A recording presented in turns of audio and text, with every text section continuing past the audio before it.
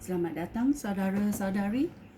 Hari ini kita mau mendengar 1 Korintius babak ke-8 tentang makanan yang dipersembahkan kepada berhala. Sekarang aku membincangkan hal makanan yang dipersembahkan kepada berhala. Memang benar seperti kata orang, kita semua mempunyai pengetahuan, tetapi pengetahuan menjadikan orang sombong,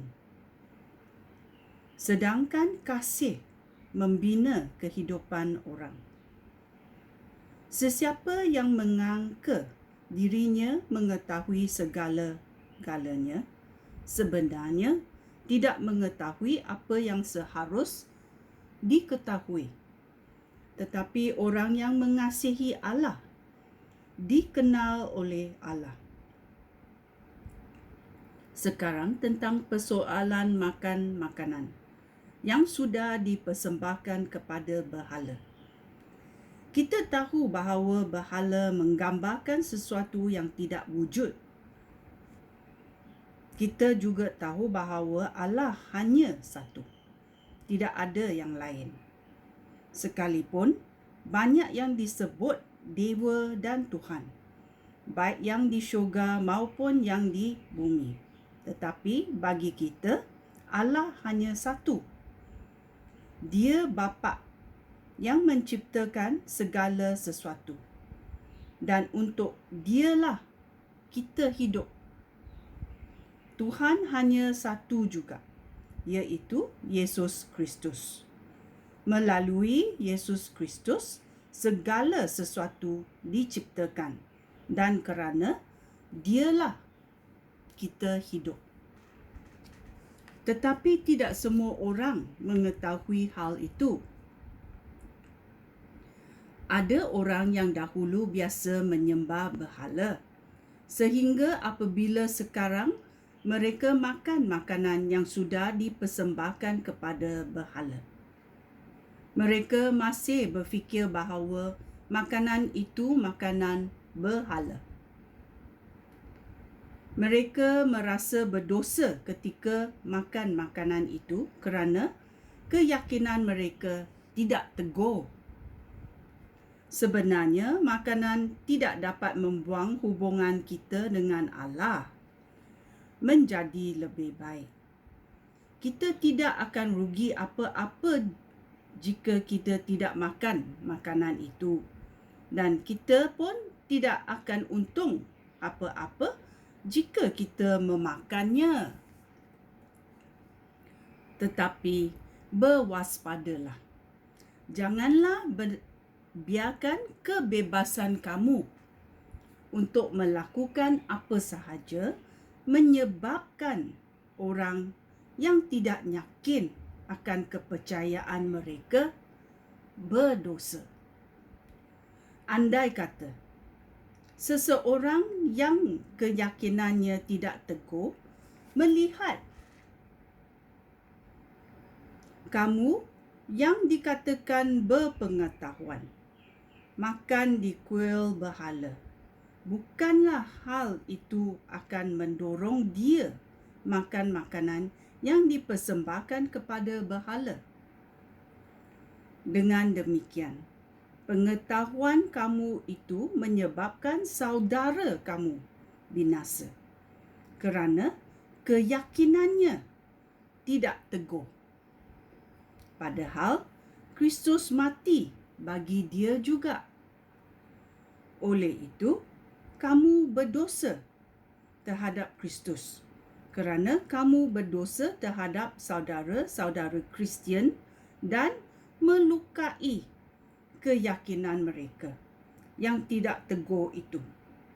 Oleh itu, jika makanan menyebabkan saudara aku berdosa, aku tidak akan makan daging lagi.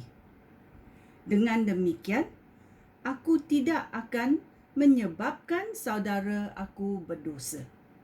Ya, Tuhan tetap bercakap apa yang kita makan ke dalam perut, okey, itu okey.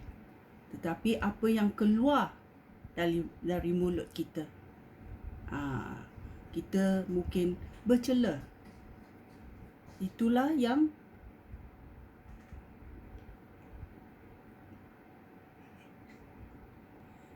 yang menyebabkan kita berdosa. Kalau saudara-saudara kita tidak tegur, kita mesti dengan tabiat kita, kelakuan kita menyakitkan mereka. Ini adalah tentang makanan yang dipersembahkan kepada berhala. Bolehkah kita makan? Kita mesti baca berulang kali untuk tahu sebarangan makan boleh dimakan. Tetapi kalau ada saudara-saudara kita yang tidak tegur, okey, kita jangan makan supaya keyakinan mereka, okey, tidak lumpuh. Okey, kita baca tetap dalam ayat 9. Tetapi berwaspadalah, jangan biarkan kebebasan kamu untuk melakukan apa sahaja menyebabkan orang yang tidak yakin akan kepercayaan mereka berdosa. Andai kata seorang yang keyakinannya tidak teguh melihat kamu yang dikatakan berpengetahuan makan di kuil berhala, bukankah hal itu akan mendorong dia makan makanan yang dipersembahkan kepada berhala? Dengan demikian, pengetahuan kamu itu menyebabkan saudara kamu binasa kerana keyakinannya tidak teguh. Padahal Kristus mati juga bagi dia. Oleh itu, kamu berdosa terhadap Kristus kerana kamu berdosa terhadap saudara-saudara Kristian dan melukai keyakinan mereka yang tidak teguh itu. Oleh itu, jika makanan menyebabkan saudara aku berdosa, aku tidak akan makan daging lagi. Dengan demikian, aku tidak akan menyebabkan saudara aku berdosa. Okey? Kita renung dan tengok dan tengok apa yang Tuhan mahu kita buat dalam keadaan semasa itu. Okey, sekian, terima kasih. Shalom.